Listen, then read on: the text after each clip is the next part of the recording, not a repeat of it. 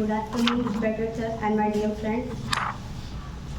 It's my pleasure to speak with all of you. Firstly, thank you for giving me this opportunity to talk something about myself or my assignment. Firstly, my self introduction. My name is Pooja Verma. I am from Mahmoodabad. I passed my graduation in BCom stream, Fakhruddin Ali Ahmed PG College, and currently I am pursuing my MCom from the same college. And now it's my environmental ethics.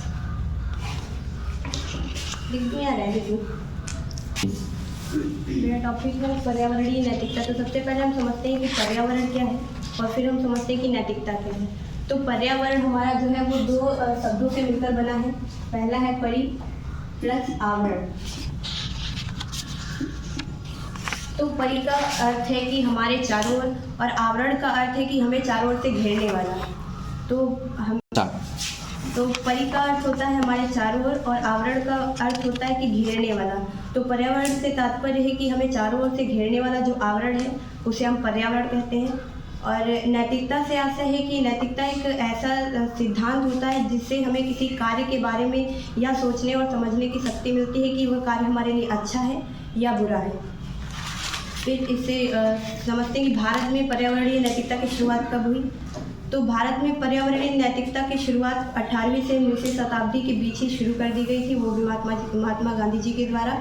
और उनके द्वारा एक पुस्तक लिखी गई थी 1909 में उन्होंने एक पुस्तक लिखी थी हिंद स्वराज। इस पुस्तक में उन्होंने अपने अनुच्छेद में एक लिखा कि अगर वर्तमान दर से जिस प्रकार विकास हो रहा है, अगर जिस प्रकार ये विकास हो रहा है, इस दर से हो रहे विकास के कारण मनुष्य का और मनुष्य प्रकृति का शोषण कर रहा है। उनके जो अनुयायी थे, उनके जो वाक्यों को पालन करने वाले जो व्यक्ति थे, उनके द्वारा पर्यावरणीय जो नैतिकता है इसको बनाए रखने के लिए कई आंदोलन चलाए गए, जिसमें चिपको आंदोलन और नर्मदा बचाओ आंदोलन आदि आंदोलन चलाए गए। और पर्यावरणीय नैतिकता से संबंधित कुछ मुद्दों पे बात करते हैं। तो इसमें सबसे पहले हमारा आता है संसाधनों का उपयोग या उपभोग। तो संसाधनों का उपभोग जो है, मनुष्य आज अपनी आवश्यकताओं को पूरा करने के लिए जो संसाधन है उनका हनन कर रहा है, दोहन कर रहा है। इसको नियंत्रित करने के लिए कई प्रकार के कानून बनाए जा रहे हैं, वो हमारी नैतिकता के अंतर्गत आता है। और दूसरा हो गया कि पर्यावरण प्रदूषण। तो प्रदूषण पर्यावरण का आशय जो हमारे चारों से घेरने वाला आवरण है, प्रदूषण जो उसको अनेक प्रकार के नुकसान पहुंचा रहा है, दूषित कर रहा है, वो हमारे पर्यावरण प्रदूषण के अंतर्गत आता है। इसमें 4 प्रकार के पर्यावरण प्रदूषण पाए गए हैं, जैसे कि वायु प्रदूषण और मृदा प्रदूषण, जल प्रदूषण और ध्वनि प्रदूषण। तो पर्यावरण प्रदूषण में जो जल प्रदूषण, हमारे जो कल कारखाने जो लगाए जा रहे हैं बड़े बड़े, उनके द्वारा जो निकलने वाली गंदा पानी है और उनसे कई प्रकार के गैसें और वो विषैले पदार्थ निकलते हैं जो जल में मिल जाते हैं, तो हमारा जल प्रदूषित हो जाता है। और ऐसे ही हमारा हो जाता है वायु प्रदूषण। और वायु प्रदूषण जो है, जो कारखाने हैं उनसे निकलने वाला, जो उनकी चिमनियों से निकलने वाला जो धुआं है और जो विषैली गैसें हैं, वो मिलकर हमारे जो वायु है उसको प्रदूषित कर रही है।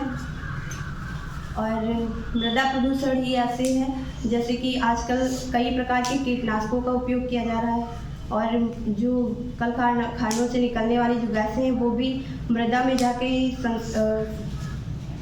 एब्जॉर्ब हो जाती हैं, जिसकी वजह से मृदा प्रदूषण भी बढ़ रहा है। और ध्वनि प्रदूषण जो है, कल कारखानों से चलने वाले जो उसमें फैक्ट्री में चलने वाली जो मशीनें हैं, उनके जो सायरन वगैरह है, और जो हमारे आम नागरिकों के द्वारा भी ध्वनि प्रदूषण कई कारणों से फैलाया जा रहा है, जैसे कि आजकल डीजे का ज़्यादा उपयोग किया जा रहा है, कई ऐसे म्यूजिक सिस्टम का उपयोग किया जा रहा है जिससे ध्वनि प्रदूषण बढ़ रहा है। और इसको नियंत्रित करने के लिए हमारे जो सरकार है उनके द्वारा कई कानून बनाए गए हैं, कई कदम उठाए गए हैं।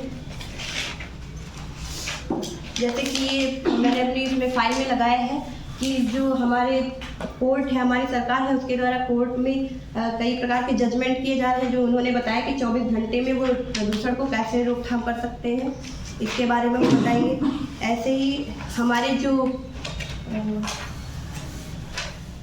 मुख्यमंत्री हैं माननीय आदित्यनाथ योगी जी द्वारा एक एडवर्टीजमेंट दिया जाता है कि सुरक्षित रहें, ध्वनि प्रदूषण को ना फैलाएं और नागरिकता का परिचय दें। तो ये भी हमारी जो पर्यावरणीय नैतिकता के अंतर्गत ही आता है।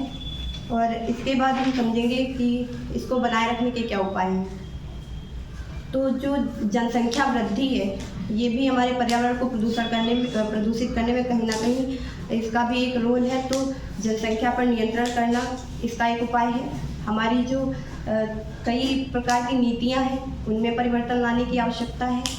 और एक केरल राज्य है, हमारे भारत का राज्य केरल है, उसके एक ज़िला है वायनाड, उसके पंचायत एक है मीनागड़ी, उसमें एक वो स्कीम चलाई गई है कि यदि व्यक्ति अपने खेतों पर, अपने मतलब ज़मीन पर अगर वृक्ष लगा रहा है तो उसको कर मुक्त ब्याज मिलेगा, ब्याज मुक्त लोन मिलेगा।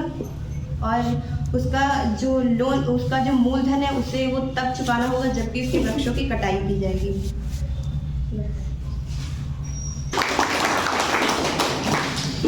चलो, कुछ आप लोगों ने ऑब्जर्व किया, वन ऑफ द एक्सीलेंट, मतलब अभी तक का सबसे बेहतर प्रोजेक्ट है ना।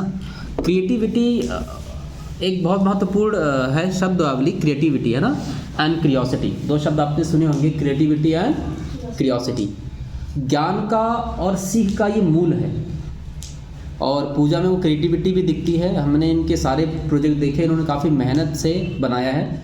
कई लोग ऑब्जर्व नहीं करते, बट मैं सभी के प्रोजेक्ट को एक बहुत बारीकी से देखता हूँ। कई सारे बच्चों ने सिर्फ ऐसा खाना पूर्ति किया कि हाँ लिख दिया है बस, लेकिन कुछ बच्चों ने उस पर इतनी गहराई से काम किया जिसमें लगता है कि हाँ कि आप एक सकारात्मक प्रयास कर रहे हैं। सो पूजा उनमें से एक हैं, तो एक बार फिर से पूजा के लिए ताली बजाइए। Thank you Pooja, thank you.